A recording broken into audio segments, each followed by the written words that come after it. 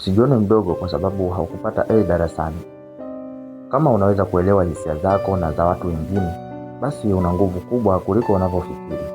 Wengi wetu tumekuwa tukiambiwa tangu tukiwa wadogo kwamba ili kufanikiwa lazima uwe na akili nyingi au umepata alama kubwa shuleni, ufaulu mzuri na IQ kubwa. Lakini ukweli ni kwamba mafanikio hayatokani na ufaulu wa darasani, kwa sababu shule haikulenga kuzalisha matajiri, ila ililenga kuzalisha wafanyakazi wazuri na watii kwa ajili ya kutumikia serikali na matajiri.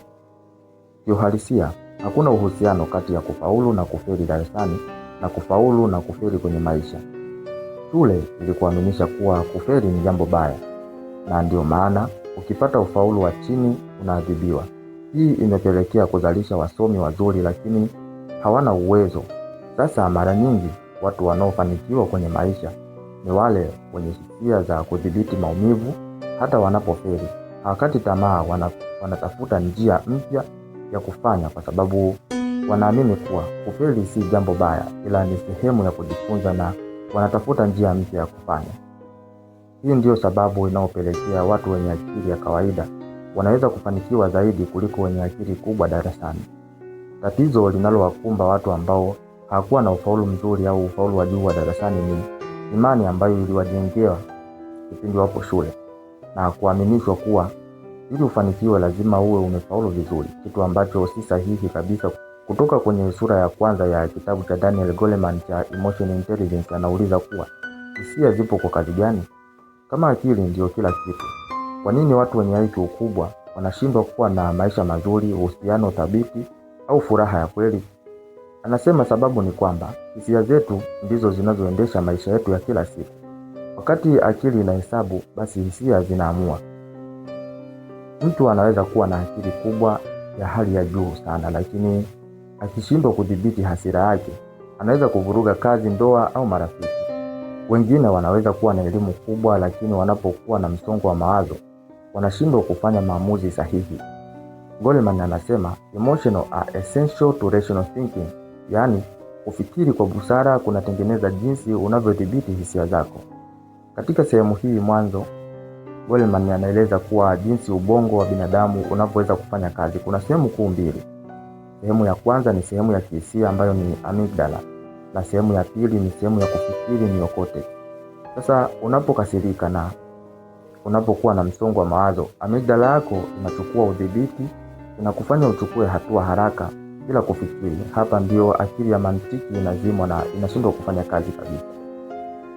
Ndio maana unaweza kujikuta unafanya kitu halafu baadaye unasema hii ilikuwa ni hasira tu. Goleman anaita hii emotional hijacking. Ni pale hisia zinapochukua udhibiti wa kweli wa akili yako, na mara nyingi uharibifu wa maamuzi mengi hutokea hapa. Lakini watu wenye emotional intelligence wanatambua hisia zao mapema na wanaweza kuchukua udhibiti.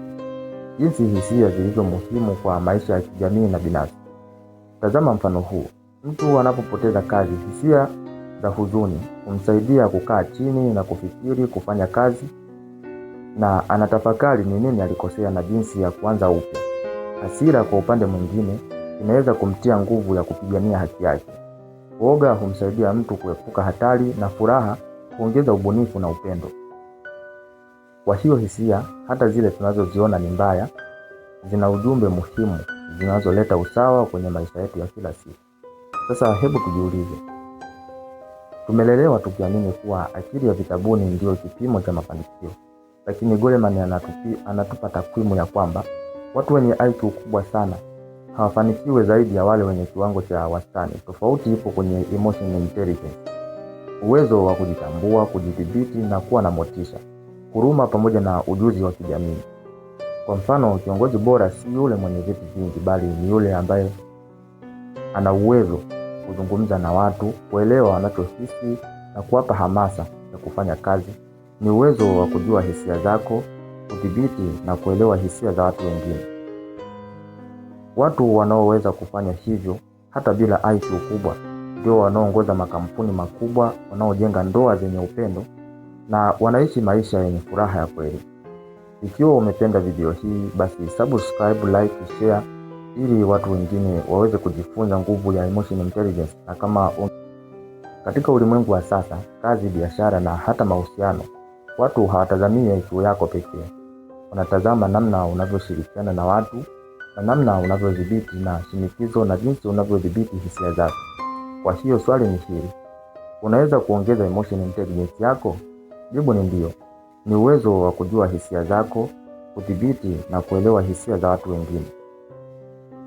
Watu wanaoweza kufanya hivyo hata bila IQ kubwa ndio wanaoongoza makampuni makubwa, wanaojenga ndoa zenye upendo na wanaishi maisha yenye furaha ya kweli.